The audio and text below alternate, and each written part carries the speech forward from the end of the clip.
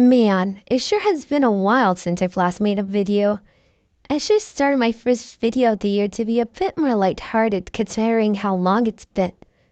Oh, I have a lot of explaining to do. So, there have been already a good amount of videos covering this song despite the fact it was only up for one day. Whether it be general commentary videos, to re-uploads, to no vocal re-uploads, you get the point. It caused a stir within the Vocaloid community. And I would personally like to put my 2 cents into this, as I haven't seen many people talk about a few things throughout this whole discourse.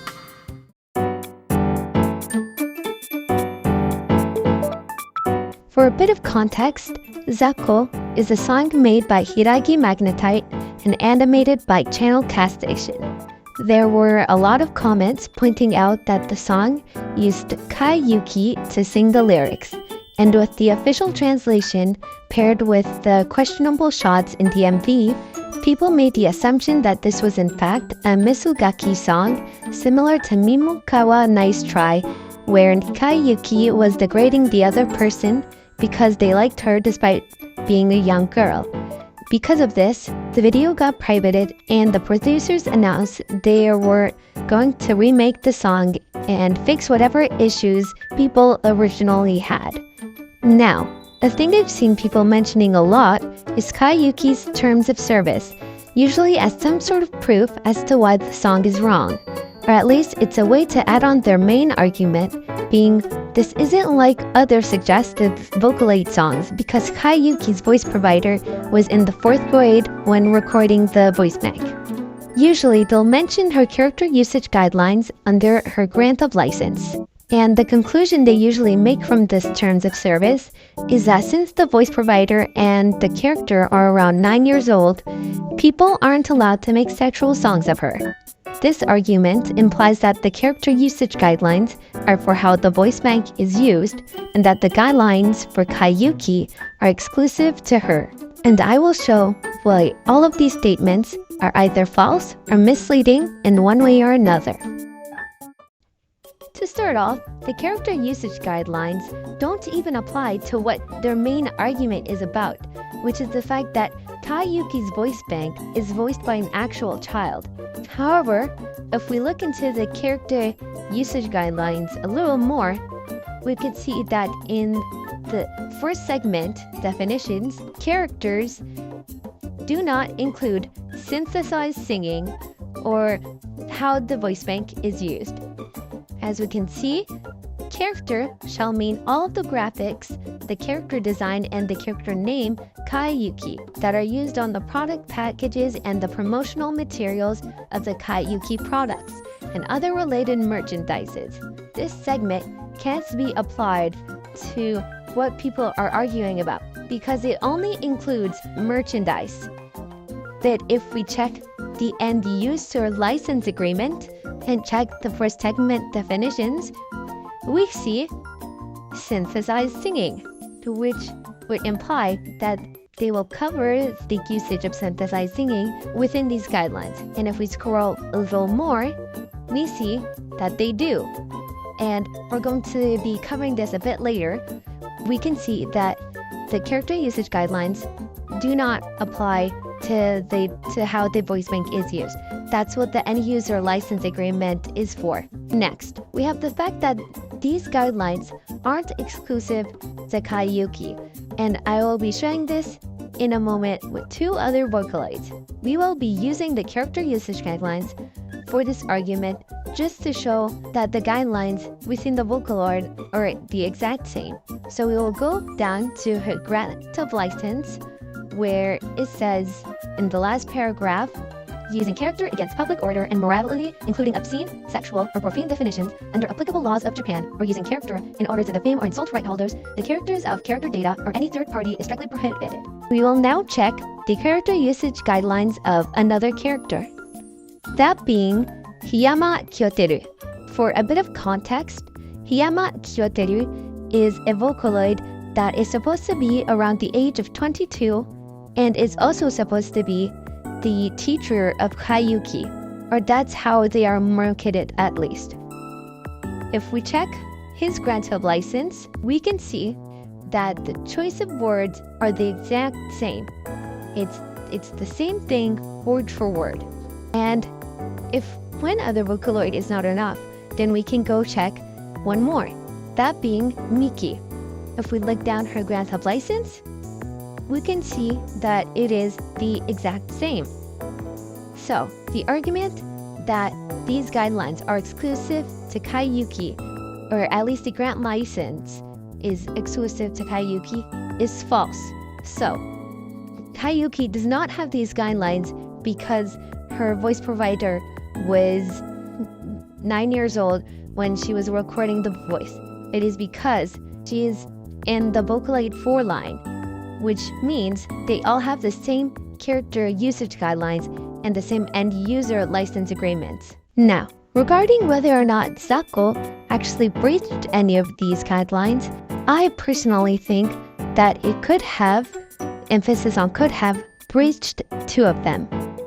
Number 1, to publish or distribute in any manner the synthesized singing, which includes lyrics against public policy. Number 2, to publish or distribute in any manner the synthesized singing which might violate the publicity or other personal rights of any third party, including the original singer, voice artist of the product. But I still doubt AH Software is going to do anything about it, because there have been songs with more explicit lyrics using Kaai Yuki, and they did nothing about it. I'm mostly referring to Shiki Ura, a Vocaloid producer that has made 2 songs featuring Kaai Yuki with more explicit lyrics than Zako. That being, I'm telling you, bodies are honest, and I'm gonna fall in love with my teacher. The latter is a bit self-explanatory as to what the song is about. And for the former, it contains the lyrics such as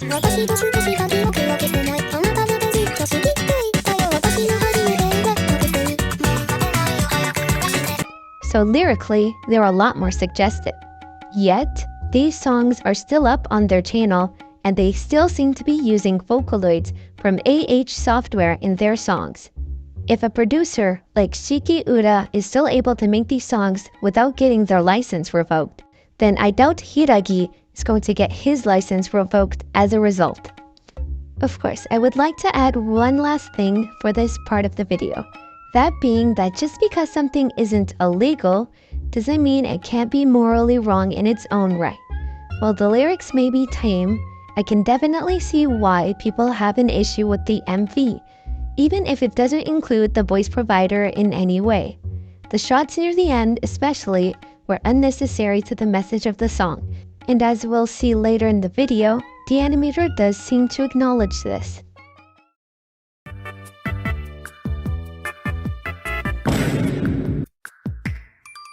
Now that we've got that out of the way, we can discuss the next segment of the video. While the controversy for this song was still at its peak, many were making connections between Zako and Mimokawa Nice Try, which led to people to believe that Hiragi was trying to ride off the popularity of that controversy to garner attention to his own song, or that it was some sort of social experiment to see how far they could go. Unlike the previous segment of the video, I won't be trying to debunk this claim, so to speak, but rather add some context related to the production of the song, as I think it puts a few things into perspective. We're going to try to keep this as brief as possible, but to explain a little bit, the highlighted parts are supposed to be when Cast Station is working on something, but keep in mind, it's only an estimation and it isn't fully accurate.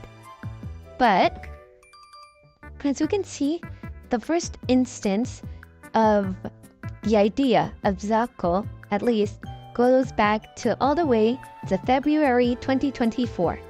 As we see, Hiragi messages Cast on February 14th at 1 a.m. where he sends in the lyrics of the song, so we can see that Hiragi wants to collaborate with Cast for a song. A bit hesitant to get back on this offer once they finish their other projects, because as we can see, they were probably working on something at the time. And if we see during April, that thing was Mesmerizer. And we can see that since cast held up their offer, Hiragi decided to make another song and upload it during April as well, which is Red Rose. So both Hiragi and cast are busy with separate projects during this time. Now, if we move to May, we can see that cast is already working on another animation. June and then July, we see that animation being that's en route. For August, I couldn't really find anything. September, Hiragi is working on something, not cast. November is a pretty eventful month, since during the first half, we can see that Tetores gets uploaded, which means Hiragi and cast are both free to collaborate and start working on Zako. We can see here that production probably started during November as well, since cast makes a few tweets about Zako, presumably. So first tweet here, it says, "There's a performance I want to do, but I'm worried I'll get in trouble." So cast seems hesitant because of potential backlash. Second tweet says here, "If it's not completed by the first week of December, the collar will explode." So I think the last part of the sentence is probably a reference to something, but I wouldn't know. And we see here cast's persona working on a computer screen with the same light pink that we find in Zako. And then here, I decided to include the upload date of Mimukawa Nice Try, which was December 2024, just to compare and show that Hiragi's lyrics and initial idea were made 10 months ago. So it was probably impossible for them to write off the popularity of something that wasn't even uploaded yet at the time. I'm not saying that Zako was completely uninspired by Mimukawa Nice Try during production, because I wouldn't know that if they were inspired off of that or not. Just saying that the initial idea wasn't, because it wasn't even uploaded at the time. January 2075, the 31st, was supposed to be when Zako was going to be uploaded. Hiragi is trying to hype up his Twitter by making a bunch of posts about it. And the first post is just like, "New upload today." And then we see a bit after that there is a delay for around a week because he was not satisfied with the mix, or I guess the instrumental. February 2025, Zako gets uploaded and taken down after one day. With the whole timeline mostly covered, that leaves us with the responses they gave a bit after the deletion of the song. We'll start with Hiragi first. So the post in question roughly translates to this: "Thank you very much for watching our new song Zako, and for your many opinions. We received various opinions, including that the lyrics and depictions of this song, which features Vocaloid Kaai Yuki, contain inappropriate expressions. After much discussion based on your opinions and our own reflections, we have decided to make the currently released Zako MV private and re-upload it as a Zako remake version. In the remake version, we would like to not only fix the problems, but also maximize the appeal of the song and MV, and make it a work that can resolve all the issues that many people have raised. We will value your opinions and strive to release the work in a better form. We hope you will look forward to the Zako remake version." It's pretty straight to the point. People have been saying the lyrics in MV are inappropriate, so they're going to rework the song to fix the potential misunderstandings as well as make it generally more appealing. As for cast, they did make a few statements as well, but all of them have been deleted, with the only thing left being a retweet of Hiragi's post. However, I do still have screenshots of one of their posts that I do think is worth mentioning. So, the now deleted post reads, "From the planning stage of the music video for Zako, the concept was a romantic comedy manga, and I wanted to use a love drama about a mischievous girl, similar to teasing Master Takagi-san or Don't Toy With Me, Miss Nagatoro, as the subject matter. However, I want to make it clear that I had absolutely no intention of depicting pedophilia. When I make music videos, I have a habit of overemphasizing the theme of the song in order to leave a strong impression. But this time, coupled with the fact that the Vocaloid was Kaai Yuki, I think it went in an inappropriate direction and caused a lot of resentment from many people. I think that by becoming famous, someone like me has become a nuisance to Vocaloid, but I will be careful not to cause any more trouble than this again. And while yes, he did make another tweet with a similar message but in translated English, I do think this particular post seems to phrase his intentions a lot better compared to that post. He acknowledges he went too far in the MV, but in no way wanted to make something related to pedophilia. In the end, I can see why he deleted those posts, as a lot of his posts during that time felt like they were done hastily or impulsively to try and defend himself. It makes sense why he'd want to say something to clear his name, since people were calling him heinous things because of this song.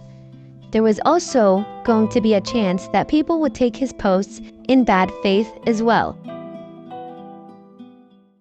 Ultimately, I think it was for the best that they took down the video and reworked on the song. If they kept it up any longer than they did, the whole situation could have been a lot worse.